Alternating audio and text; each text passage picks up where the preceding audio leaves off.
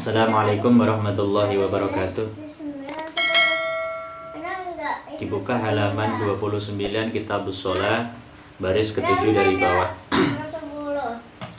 Ila hadrati mu'allif hadzal kitab Syekh Nawawi Al-Bantani wa usul. Lahumul Fatihah.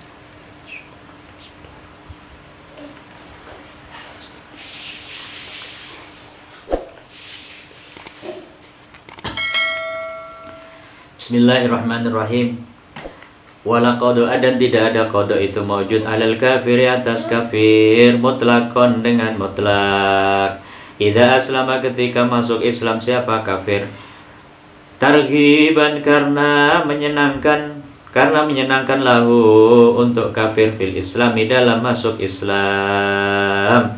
Bal yahrumu bahkan haram apa qada alaihi bal yahrumu bahkan haram alaihi atas kafir apa al qada wala yanaqidu dan tidak sah apa qada alal mu'tamadi menurut kaul mu'tamad. Orang kafir asli itu ketika masuk Islam dia tidak diwajibkan untuk mengqadai salat-salat yang tidak dikerjakan ketika dia belum masuk Islam. Bahkan salatnya dihukumi tidak sah menurut kaul mu'tamad. Kalau sampai dia kodoknya itu dihukumi tidak sah menurut pendapat kaul mu'tamad. Illal murtadda kecuali kafir yang murtad, kecuali orang murtad. Orang sudah masuk Islam, dia murtad keluar dari agama Islam, maka dia jadi kafir. Nah, ketika masuk Islam lagi dia harus mengkodoi sholatnya. Fayalzamu maka wajib pada murtad apa qada mengkodoi perkara fata yang tertinggal apa mahu pada murtad zamana riddati pada masa riddah, masa murtad hatta minar riddati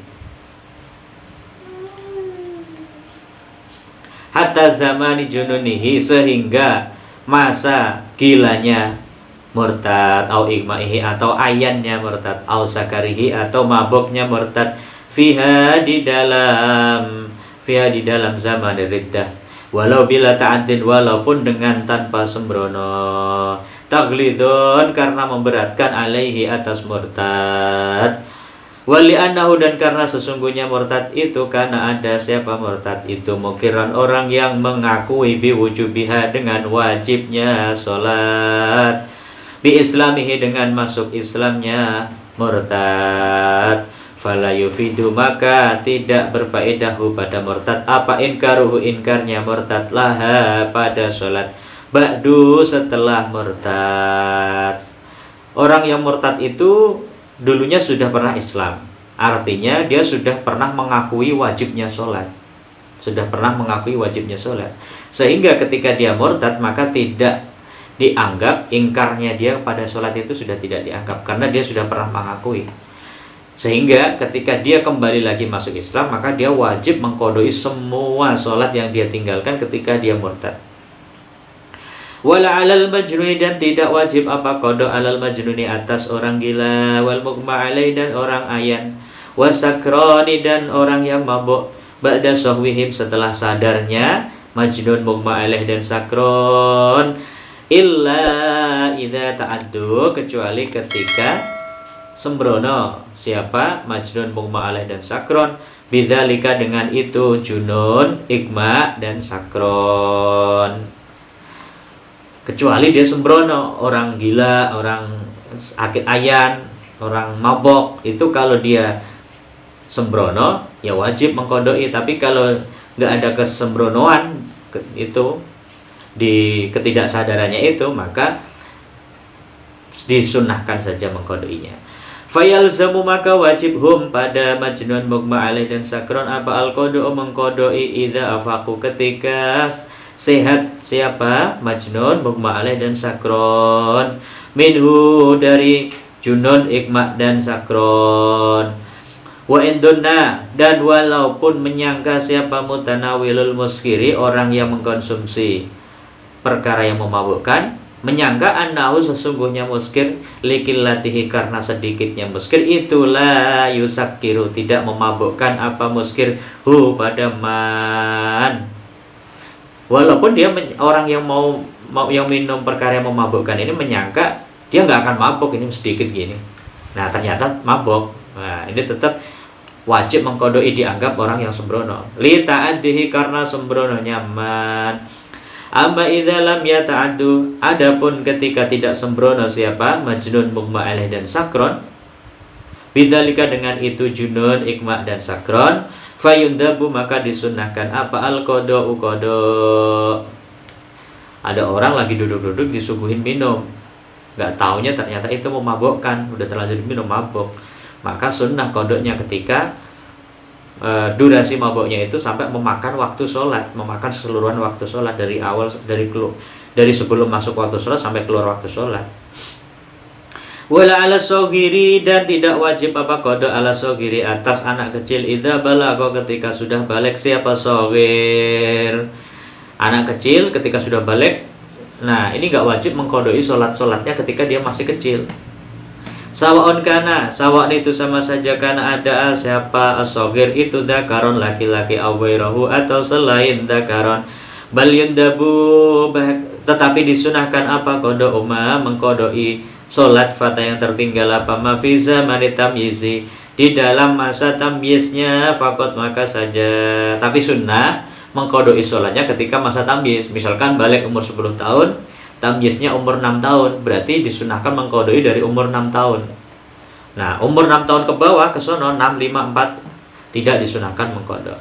Dunama tidak masa qoblahu sebelum tamyiz, falayan itu maka tidak sah apa kodok. Bahkan kalau mengkodoi usia sebelum tamyiz itu tidak sah sholatnya.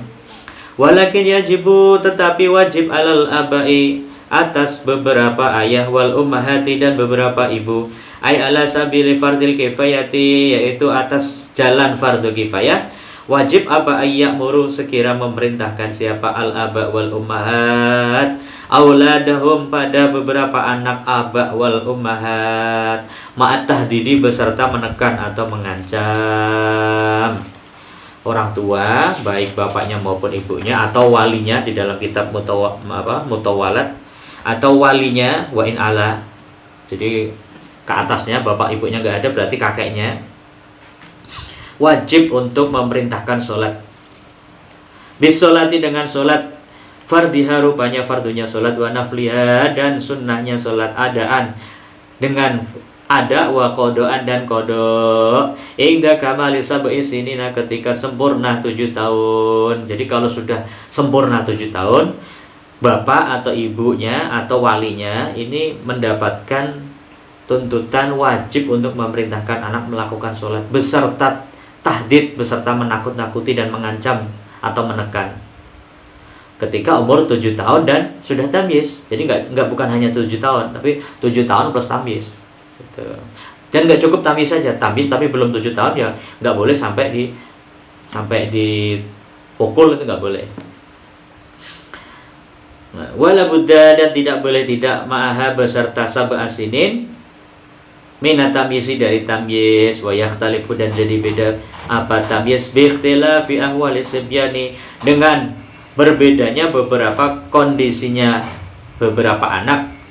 Faqad yasulu maka terkadang hasil apa tamyiz ma'al khamsi beserta umur 5 tahun, wabil arba'i dan dengan umur 4 tahun, waqat la yasulu dan terkadang tidak hasil apa tamyiz illa ma'al asyrati kecuali beserta umur 10 tahun. Nah, ini tamyiznya anak itu beda-beda. Ada yang 6 tahun sudah tamyiz, ada yang 5 tahun sudah tamyiz, ada yang 7 tahun sudah tamyiz, tapi bahkan ada yang 10 tahun baru tamyiz. Itu ada. Jadi beda-beda. Masing-masing kondisi anak itu beda-beda. Wa yadribu dan memukul siapa aba dan ummahat ala tarkihi atas meninggalkan sholat ba'da talabiha setelah memerintahkan sholat minhum dari aulad ingda asyratin ketika umur 10 tahun. Udah umur 10 tahun diperintah sholat gak mau, dipukul dengan pukulan yang tidak menyakitkan. Wa illam tatim wallahu a'lam.